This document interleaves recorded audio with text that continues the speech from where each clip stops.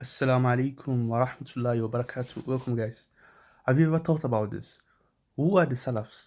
Okay, I'm going to show you that there's a disagreement about who is even the Salaf. Okay, and what are the Salafs even saying? Like, do you know what they are saying? What is it? There's a problem in the interpretation of what the Salafs are saying.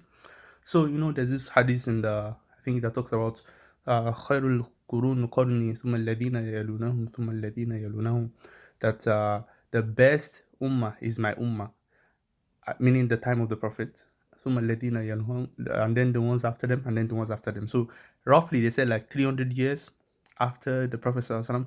That's what most people will say, that's when those are the Salaf. And then after them we have the Khalaf. Now Salaf generally just means predecessor. So predecessor can be someone like from 2000 200 years ago, or even later, even yesterday, even people that have preceded us, anyone that has preceded us, the pious predecessors. Okay, that term, it can cover people that came even after 300 years. And even some people have extended that the Quran is even much more longer than what you think. But the point is, there's this disagreement over who are the Salaf and who is not the Salaf. And now the funny part is this: who is following the Salaf? Okay, so you be like, okay, let's follow the Salaf now. Now there's disagreement over what the Salafs are saying. The Salafis, okay, they have they want to take all the Salafs too, because the hadith is there, man. However, you will see like for example, the Ashari and the Athari, they will go to a text talking about a particular Salaf's position, especially on Aqeedah issue, and they will get two different interpretations on it, such that the Ashari will be saying, this is so clear, this is what he's saying. And the Atharis will come like, can't you see it's so literal what this person is saying? And there's disagreement over that, because both of them agree that the Salafs have to be obeyed, right? And they knew what they were talking about and stuff. Even though, to be fair, like the Salafs, especially the earliest Muslims, they never talked about this kind of Akida stuff. They didn't talk about it. If you think they did, you don't know what you're talking about. They didn't talk about these issues. It doesn't mean we cannot discuss them later, but they didn't. Okay. To now try to go back is to try to find authority. Okay. You're trying to find authority to back whatever it is that you're doing. It doesn't mean you cannot do theology, but to now say that you know what, Ibn Abbas or all the companions, they were talking about Akida. No, they were at least not the way we do today. Okay, they just did natural stuff, man.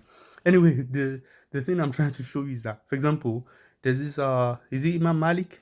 Yeah, Imam Malik, on the issue of if you come and ask me about something about Allah or something like this, that to ask about it is bidah. Okay, we know it. Istawa, is it? I think it's istawa. There's one thing like al istawa ma'lum wal kayfiyya, something like this. And to be asking about it is bidah. Now both of them use Imam Malik. Both Athari and Ashari, they claim Imam Malik. So you see how it doesn't matter what Imam Malik says, the interpretation you want is going to be the one you read in. Like, you just be like, yeah, that's Imam Malik saying exactly what we've been saying. I'm like, what's going on? Even to now, just one statement from Imam Malik has two different interpretations. Okay, and many other examples like this that we can give to show you. For example, Imam Abu Hanifa. At least Imam Abu Hanifa. Let the Asharis take him, man. Let them take their own scholars. But no, because it's part of the Qur'an Qarni, the Athari or the Salafis, they will still want to use Imam Abu Hanifa. So they will say, you know what, Imam Abu Hanifa is also on board with this.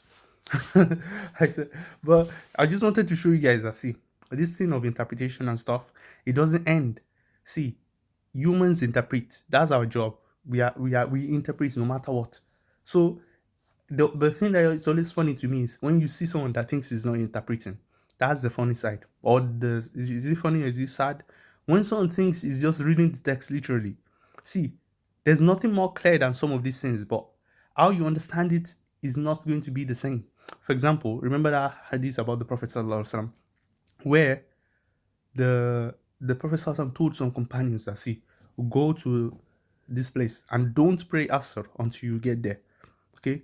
Now the two Sahabas, the first group he said don't pray Asr. When it was time for Asr and they were not there yet, they continued the journey till they reached the place. The other set of the other group, they said what it meant is not really that we shouldn't pray, but maybe we should be fast or something. So they prayed Asr because they thought Asr is compulsory and everything. And then when they got back to the Prophet, he left both of them. But the point is that you see how even the statement, the clear statement of the Prophet, is there anything more clear than don't pray Asr until you get to that place, right? But it's going to be interpreted. We are human beings. The intention of the speaker can get lost such that even the speaker will understand that I get it why you misunderstood in that way. So some of these things are not clear cut. And I think the best approach to some of these things is that when you do interpretation, don't think you're not interpreting, you are interpreting. Imagine those two sahabas, those two groups telling themselves, hey, you are the one interpreting. We are just taking the literal what the prophet said, right? And the other group is like, yeah, that's not what it meant, really. This is what it meant, right? So exactly how it is now. You can see people use the same hadith and come to different conclusions. Remember that video I made about 73 sects?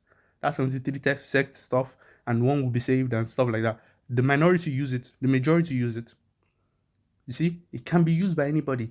It's when you think you're not interpreting, that's the problem I have with people. Just admit you're interpreting, make it like your theory. If it's your theory, no problem. We'll just take it, okay, theory A, theory B, which one is more plausible? Let people decide that. And don't force people into thinking they are the ones interpreting, and you are the one that's clearly saying exactly what it is. So I just felt like it was interesting to see like even the text that's so explicit sometimes can be used by the same people and come up with two different interpretations, and then they become polemical to each other. You see? So if it's based on just theory, no one is appealing to some kind of divine clear reading. Everyone is just saying we accept, we are interpreting. Which one is the best? That should be how it is. You have Aqeedah. This is theory A, this is theory B. Which one is correct? Let people decide that. Let it be that if it's that important anyway, okay? Because some people, by the way, the funny thing, let me just throw this in. Anyone that's ever come to say that, you know what, maybe this Akida stuff, we shouldn't be discussing it like that. They are the worst. They have always been the ones that attack the most. So if you think you can come and tell people that Akida, maybe we shouldn't be doing this Akida stuff too much, they're going to finish you, bro. Don't ever say that. I'm advising you, don't go to that route and say, you know what, maybe we shouldn't be discussing this Akida because the Sahabas didn't talk about it. If you ever say that, they will finish you. So I will make another video showing you like, are they setting us up? Because now you're kind of forced to take a position. You are forced to like, what is your Akida? And you say you don't have Akida. Bro, don't ever say you don't have Akida to people. I've been pressed by Christians. Imagine, Christians are asking me, do I have Akida?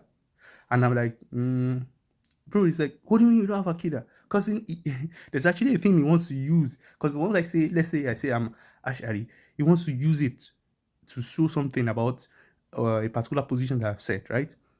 And I have my own theory of stuff like this. I like study everything generally. But how do you know which one is correct? For example, how do you know? It's just, this is one theory, this is another theory. Me, I think it should be not this kind of Jahannam versus Jannah thing. That's how this is what it has become. Somehow, like, if I don't, now, okay, what's your Akida? Choose one. How do you know which one to choose? Most people, let me tell you, most people, 90% of all these Akida people, so-called Akida guys, they just follow their scholars. Okay, it's not something they knew. Oh, this is rational. Most people just follow their scholars. Now, I'm not saying it's irrational or anything. I'm saying you follow who taught you. Most people follow who taught them and they defend it. Okay, so it's understandable. This is the person that has taught you. He has taught you every a positive thing about this particular Akida and refuted the other group all day. So, of course, you'll be much more inclined towards that, right? But for the normal guy that doesn't know, he's just coming into this, leave him alone. Let him choose which one is correct. Don't force him into this kind of, hey, if you do this, you're going to Jahannam. That kind of stuff.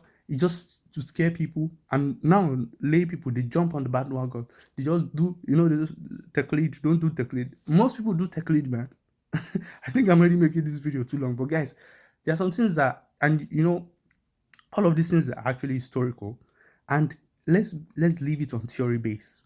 Any interpretation, any creed, any belief whatsoever, it should be left on theory. This is my theory of this particular situation. Let people see if your theory makes sense or not. and let them accept it. And reason should be the guide, not sentiment, not emotion, not fear of Jahannam. What do I mean by not fear of Jahannam? If someone just comes and starts saying, there's a particular verse that has been interpreted, what's it called? You know, there are some things like you don't interpret. There's some, like, I think even some group in Aqeedah, some group, particular sect, they said, don't, no interpretation. I think, is it the Karamis or something? Those guys, they said no interpretation whatsoever. We read it literally, everything is literal. At least that's the trope of their argument. The point is, most people, even the Ataris, they interpret sometimes. They interpret some stuff.